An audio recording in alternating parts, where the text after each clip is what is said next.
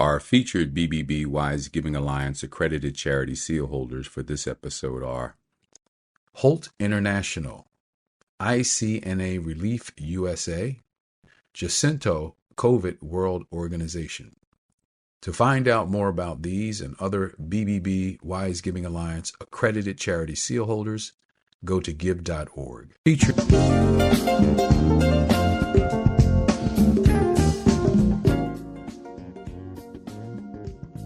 You're listening to the Heart of Giving podcast with Art Taylor, powered by bbbgive.org. Here we explore the motivations that form the basis of giving and service.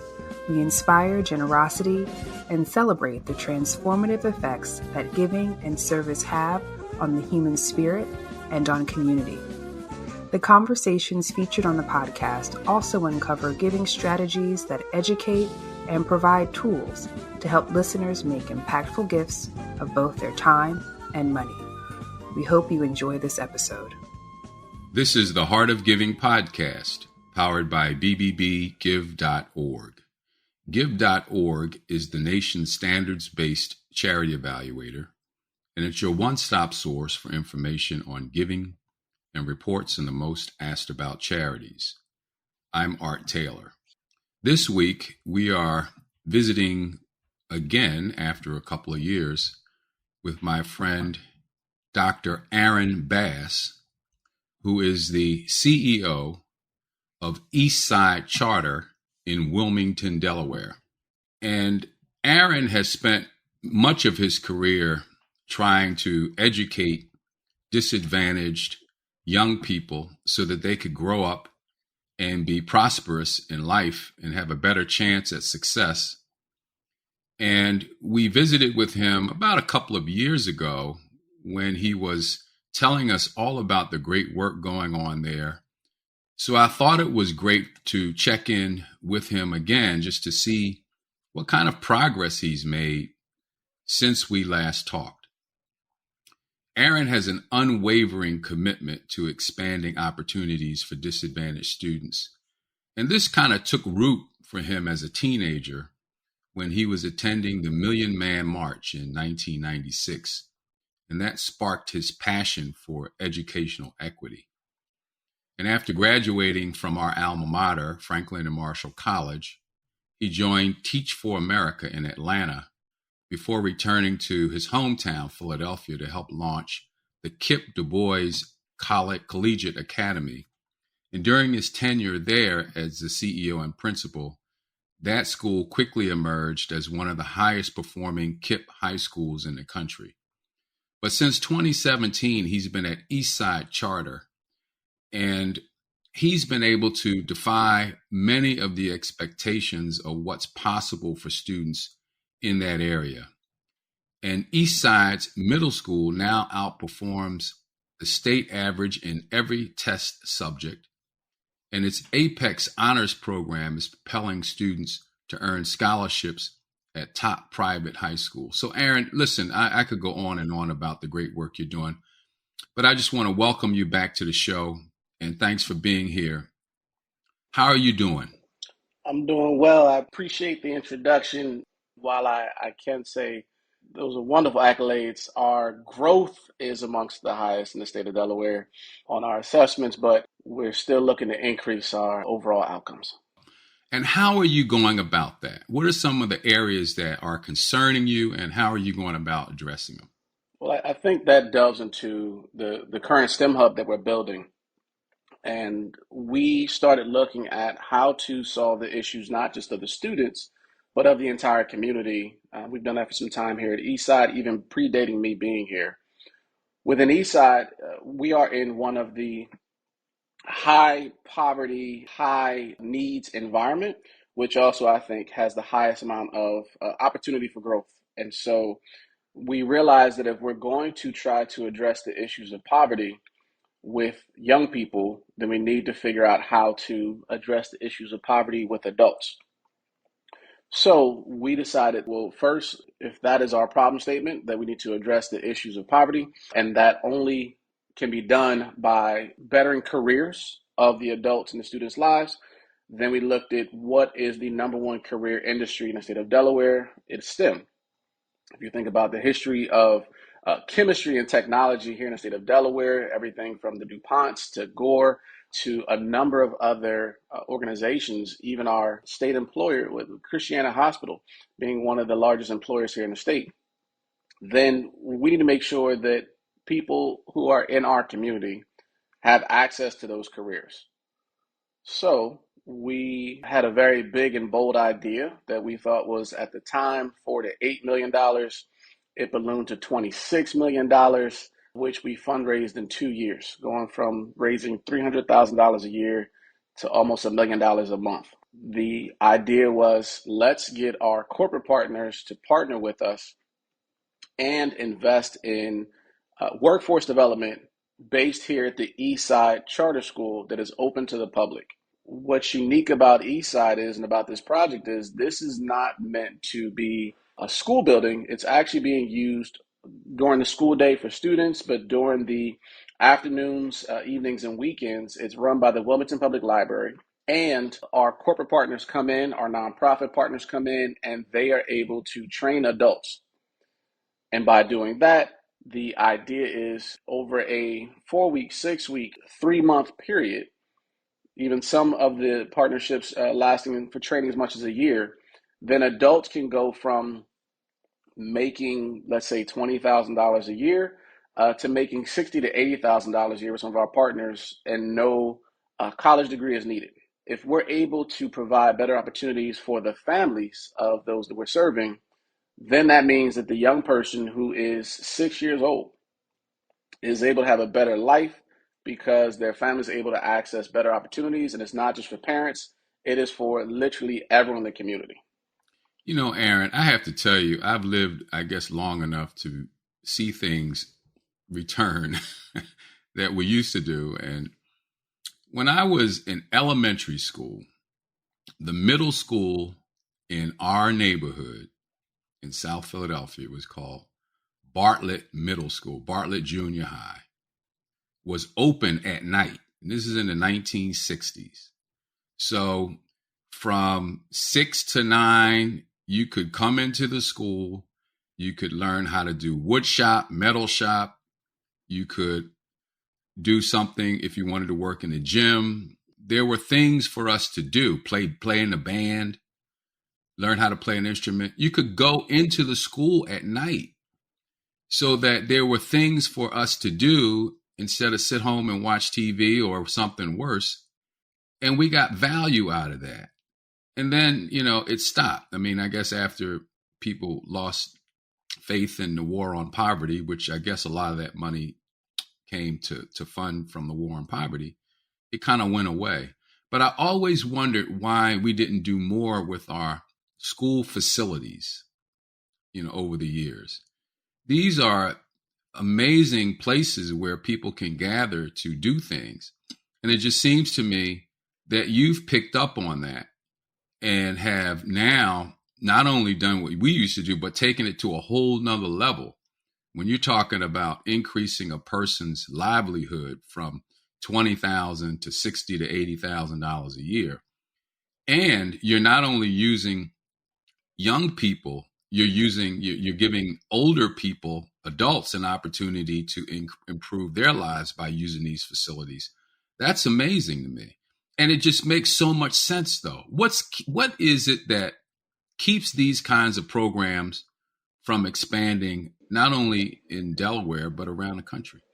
I could say a number of things. One being the capacity of schools to address these issues in silos. And so I think a lot of times we look at specifically K-12 education to solve the issues on their own, as opposed to something very simple. If you want to prepare a young person to become an engineer or become a doctor, a lawyer, or be head of BBB, it's a great idea. But if that child never sees anyone that's doing that career and or that looks like them in that same career, then it is as simple as it's as easy as comparing that to going to the moon or going to Mars. Yeah. Yeah. So I think, one, the access to making sure there are partners in this work. One of the benefits of how we approach this was not to tax our teachers, but to look at how can we create viable training centers for our corporate partners and our nonprofit partners. So we have everything from Comores, Barclays, University of Delaware, NASA, coding programs like Code Differently, Future First Gaming, Westside Health, and the list goes on that are working with this project, and they're running their independent programs here. One major difference for us is acknowledging it's not just about job opportunities for the adults. We also have to address mental health. So one thing we added on to this project was in the same building that you can get workforce development training and job opportunities, then we're also going to have psychiatrists and psychologists on site that will be offering therapy to anyone in the public. It is very, I would say, limited for us to believe that a person does not have a successful or financially viable career only because they didn't read the right book. So if somebody's been out of employment that would be successful for them or viable for them, are there other issues of trauma that have impacted them? Are there other issues in the community? We have seen children come to school as young as 5, 6, and 7 years old, having experienced a horrible traumatic incident the night before. While we have therapists that work in our own building and counselors, that 6-year-old might be going back into an environment where the adults that just experienced the trauma haven't even had the chance to process or grieve because they're working 10, 15 longer days. And they're constantly having to adjust and not realizing the impact that the trauma's had on the adults, which then leads to more chaos. And that child might have left therapy session with us, but goes back into chaos. So having something available for the entire family, we picture a world that you could have an aunt and uncle come in, both be in counseling sessions. You have a father or a mother come in and they're in workforce development. And then you also have the child that's there that's learning either how to be an engineer, learning about coding, or even doing some of our gaming projects where they get a chance to actually be an esports gamer, which is also a viable career. But then if they want to get into the mechanics behind that, such as the coding that goes into making those games, or even into some of the sports science behind some stuff they're doing, then that's available as well. The key for us is that if our community is in a more positive environment, then our young people can be in a much more positive environment. And the data shows that higher economic incomes levels have higher outcomes for children as far as their achievement on assessments. There's nothing to do with the children, it has everything to do with the environment. And so how are we then trying to figure out how to solve some of those gaps? So let me go back, Aaron. You mentioned that you raised $1 million a month, is it? Yeah, we're doing $1 million a month for 2 years. $1 million a month to make this work. Where is this money coming from? Good question. It's interesting. So while our average is about $1 million per month, Yeah.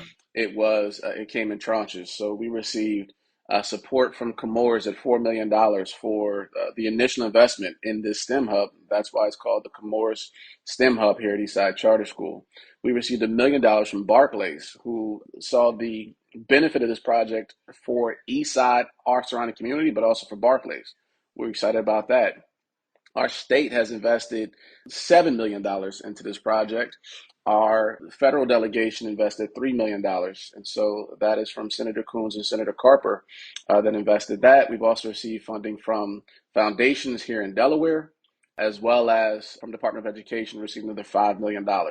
And part of the $5 million was on top of the workforce development and access to STEM and the mental health. We also want to have a student-based health center in this building. So we have a partner, Westside Health, which is a medical partner, and they'll be providing medical services to students here in this same building. Fantastic. So how did you go about organizing the various service providers to participate? Interesting. We just found ourselves in conversation. And I could say the beginning of a capital campaign, it was interesting trying to get somebody to bite. Mm-hmm. And so I've learned the hardest part of a capital campaign was the first large donation, and then also the last donations needed. So that was success begat more success. We kept finding ourselves in more rooms of people that were also trying to figure out some of the same issues that caught wind of this project and jumped on board. we're excited about our partners because I can say that every partner that we have was excited not only for jumping onto this project, but also working and collaborating with each other, which builds more synergy. And now it's time for our Giving Tips segment with Bennett Weiner, one of the world's most renowned experts on charity accountability and the COO of the BBB Wise Giving Alliance. Today I'd like to talk about charity websites. It's generally the first place people think of going when they want to find out more information about our organization. Of course, we hope you'll go to give.org to see if we've evaluated them in relation to our standards and have a report. But if you visit a charity's website, I want to mention 4 things that you should look for to see if they're present, and that will help demonstrate their transparency. First thing is there some type of a brief statement of what the organization's mission is? What is it seeking to accomplish? This should be a sentence or maybe a paragraph or maybe a website page that describes that, but it should be visible and accessible to you. The other thing to look for is some summary of their recent achievements, what they've done in the past year. It shouldn't be too hard to find that because most charities are going to want to bring attention to their accomplishments, and it's also an incentive to give to them. So that should probably be up front, and you'll be easy to find them and read about them. The third thing I'd say is finances. Do they have a copy of their IRS Form 990, which is annually filed with the IRS, and or their audited financial statements online?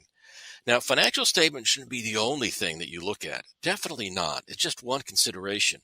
But the availability of information, such as the latest 990 filing, is something that we look for in charity websites, and you should look for it too. The fourth thing I would say also to keep in mind is there a board roster available? The governing board of the charity is really who's in charge of their oversight and activities. Don't just look at the names on the roster, but also see if they identify the professional affiliations of those board members. That can give you some confidence in terms of the nature of their expertise.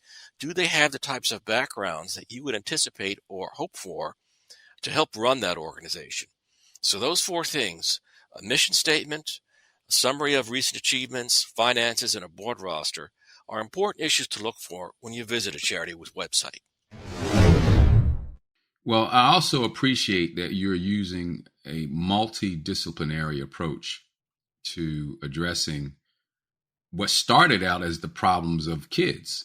And you basically have said we can't deal with the kids effectively until we're dealing with their environment, which includes their parents and others, right? So we need to get the parents straight while we're getting the kids straight. And by the way, getting them straight doesn't just mean educating them, because there are things that have to be done before we can even effectively educate them, deal with trauma, deal with things that may or may not be going on effectively at home and in their environment. So there are probably people out there, Aaron, who would say, you know what, a teacher's job, a school's job is to teach the kids. All this other stuff is not really important. Let somebody else worry about that. I'm glad to see that you have taken a broader approach, but how do you deal with the critics who say that school is supposed to be here to educate? It's not supposed to be feeding people. It's not supposed to be dealing with mental illnesses. It's not supposed to be a hospital. It's not supposed to be all of that you're doing. It's not supposed to be a job training place for the parents. How are we dealing with that? What's your argument for that? I 100% agree with that argument. 110% agree with that argument. If I agree with that argument, then the follow-up is, if not us, then who?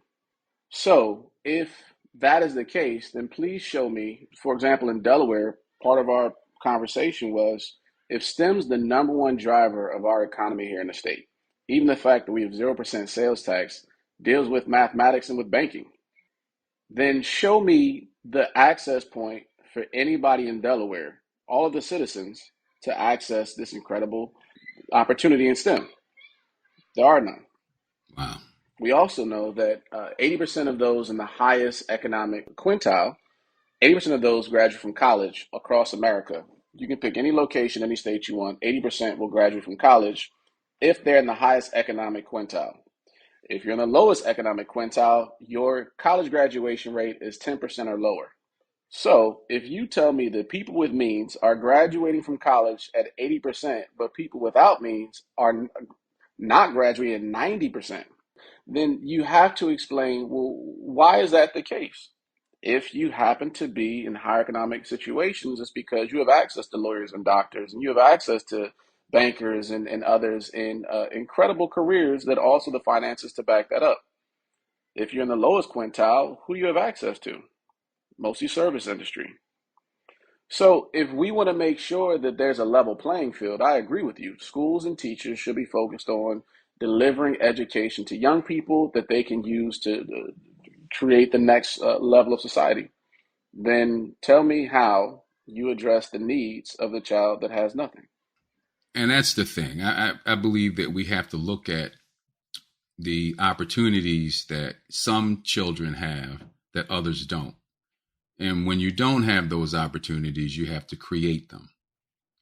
And that's what you're doing. And that's the difference. So if you're in a school district where every kid has access to the kinds of things that you are expressing outside of school, then you don't need to put it in the school. Mm-hmm. But if you don't, then you have to put it somewhere. And if it's not outside of the schools for the kids to access, then just use the school. So I'm completely with you on that. One more thing to add in is interesting about us is the level of trust in EastSide. So I can say for EastSide Charter, we did not know our full level of trust in the community until we had the pandemic. Yeah. And our state and our county were doing testing we're in 19802, so that's our zip code here. And they were testing in different areas of this small area, and they were testing 10 to 30 people at a time. COVID testing, where they might have people testing literally all day long, 8 hours a day, and they might come up with 30 people. The same COVID testing site was brought to EastSide. We did it in our parking lot. At the height of the pandemic, we were testing up to 1,000 people in 3 hours. Nothing could change but the location. Not the marketing, not the advertising, not even the people that were doing the testing. People started asking us, well, how is it that you went from 30 people a few blocks away to 1,000 people in just 3 hours? And what we learned was that it was the level of trust that our public had in us, especially when institutions, be it in health or in other areas, aren't always trusted. It was the trust that people had in us, which then led us to think, well, if we have this level of trust, then how do we leverage this to impact our community in a better way? The pandemic is ending, and so we moved into the STEM Hub program. But I also like the fact that we have people who are partnering with us that also have caught the vision. And we are based in a community of Riverside, where there's a larger project called Reach Riverside, where they are investing $600 million in this surrounding area into housing, into community health and wellness, and into bettering the community. Because it's not just if EastSide does this project, will it be successful, but do children and families have access to homes where they feel valued when they walk in? Is there access to community health and wellness where people can engage in healthy activities, everything from nutrition to athletics to working out and things like that? Do they have access, not just at EastSide, but to the larger public in providing medical wellness to people? So there's a larger project that we're in, which is very interesting, where our contribution is adding mental health as well as workforce development to something that is very impressive taking place in our surrounding area. Wow. So you're doing something that not many people would even attempt. You're doing something that not many people would attempt. And I guess my question for you on that is, where does your motivation come from to even try this? And then where does the drive come to see it through and actually succeed? Because you talked about, getting the first grant is the thing, and then finishing it is also the thing. How do you wake up every morning thinking, we're going to get this done? Where does that come from? How do you advise others who are in similar situations to pursue something so broad and grand? That's a profound question. That's the ultimate question. Yeah, I think a couple things. So one, it helps that I am a parent of a child at Eastside. I was a parent of two. My son graduated from EastSide Charter School in high school right now, and just earned a job as a graphic design artist for a construction company. He's in high school, so we're excited about that. But having children that have gone to or go to this school, it means that, and I'm not the only one, there are many of our staff that have their children at this building. It started off when I got here. There was one person with a child that went here. And now we have the majority of staff with children have their children either gone through the school or have graduated from the school, which I think is a huge testament to a wonderful community. All that to say, our decision making is not about those children or that community. It is actually my own community. So I think that matters a lot in your decision making. How much skin do you have in the game? I think, two, I am the children that I work with. I grew up in similar situations in West Philly and in Germantown. I had a single parent household where my mother was consistently working, and I was either left to join programs or left alone. And my mother did the best that she could. And so I was able to take advantage of some great opportunities, but that's not always the case. So can we provide better opportunities and also engage people, and then also make sure that do parents have to struggle? No. Can we provide better resources? Because if my mother were able to make more money, then she wouldn't have had to take a second or even more of the jobs to make sure my brother and I were cared for. And then I think it's just on top of that, I think it's divine to have a vision, and also that God blesses you with something that is greater than what you're doing, to have something audacious, and then also have the courage to say, yes, we're going to do this. We were told no a lot, and we continue pressing forward. And it's a larger team than just me. And we knew we had something that was viable, and our being told yes just that one time made us keep moving forward. When we had gaps of 26 million, got the first 4 million in, great. Now we need to find out the 22. Let's learn about new market tax credits. Let's learn about other ways to approach the state. Continue to develop and grow, but we just kept talking with people who also believed, and it's as many people can catch that vision matters. And I would say the last thing is that money follows vision. Vision never follows money. And I have seen that for me and for other people. And so we spent less time focusing on the money and more time focused on the vision, building the partnerships, which then begat other money after. Well, you must know a lot of people in Delaware in order for you to even get meetings, because, I mean, honestly, you're running a major school system, I want to call it, in Delaware through your charter program, charter school.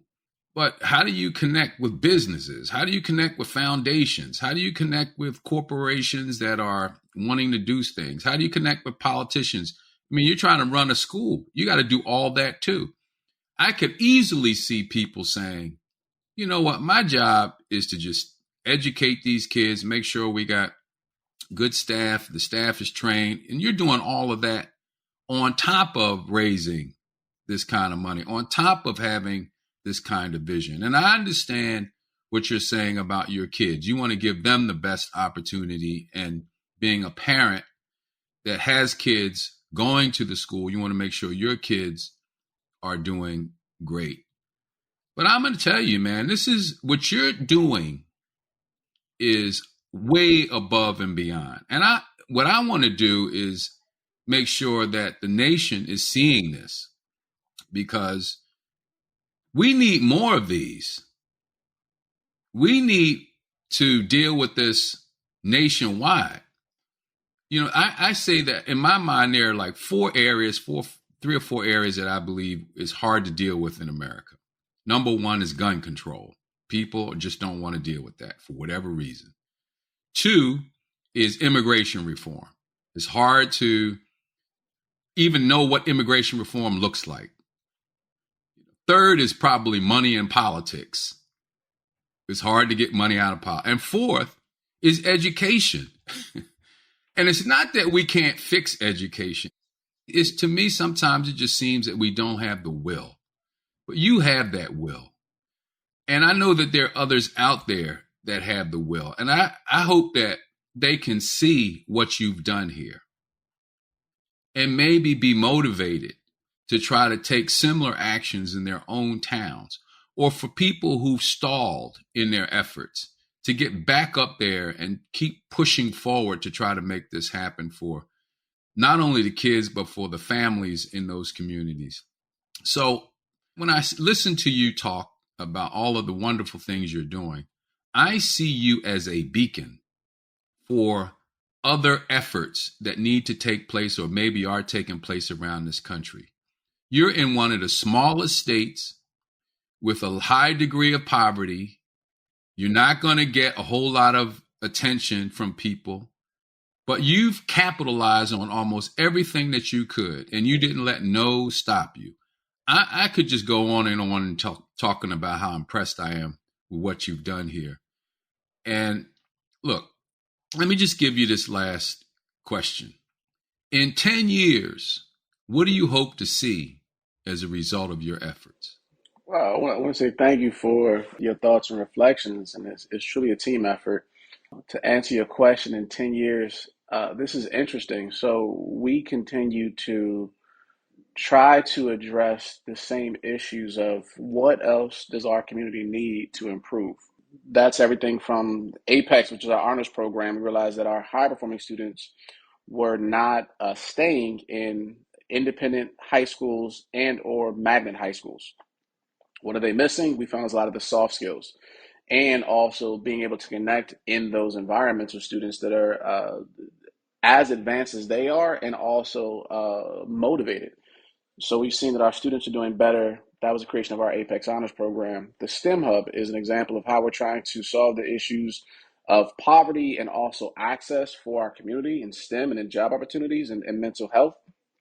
Um, in 10 years from today, I don't think this will be the thing that solves it all. So I know that as we continue to try to wrestle with this larger concept of what is impacting our community outside of school that's impacting our young people, we're still be wrestling with that idea in the future.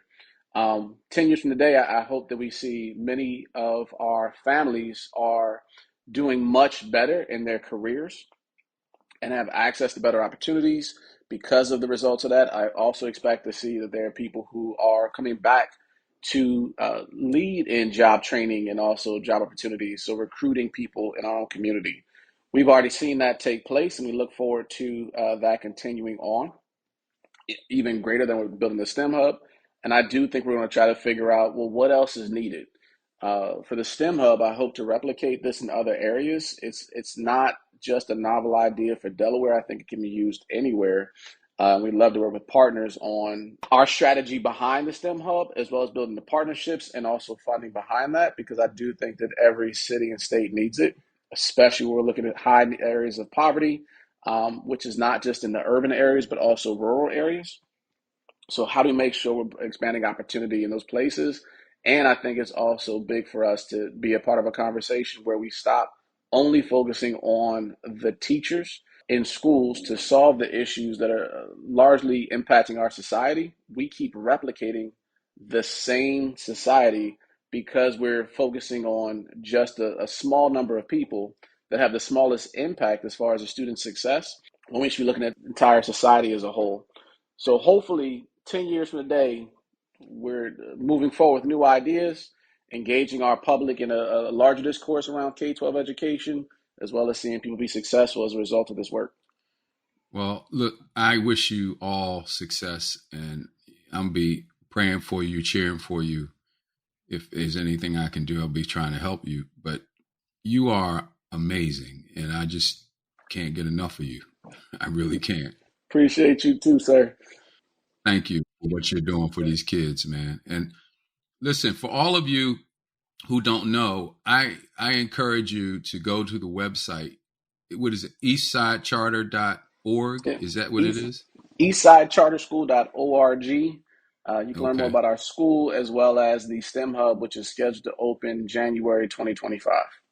And for all of you who are in the education space and looking for opportunities to improve your educational situation, you should study what this guy is doing, what this man is doing. and talk to him about how you can expand or create something in your own neighborhood, in your own communities. For all of you who are listening to the show for the first time, this is the Heart of Giving podcast, and you've been listening to Dr. Aaron Bass. I'm Art Taylor, the host of the show. If you're listening for the first time, you can subscribe to the show on all major podcast platforms, and I hope you do. And if you want to support the show, you can do that by going to give.org. The show comes out with a new episode every Tuesday, and I hope we'll see you back here next week. Thanks for listening. You've just listened to the Heart of Giving podcast with Art Taylor. Be sure to tune in next time for a brand new episode. To listen to our other interviews, visit heartgiving.podbean.com. That's heartgiving.podbean.com. Subscribe to our show on major podcast platforms. The thoughts and opinions expressed on this podcast are the views and opinions of the guests, not those of the BBB Wise Giving Alliance or program affiliates. This podcast is for information and educational purposes only and is copyrighted with all rights reserved. This podcast is protected by Podbean's terms of service.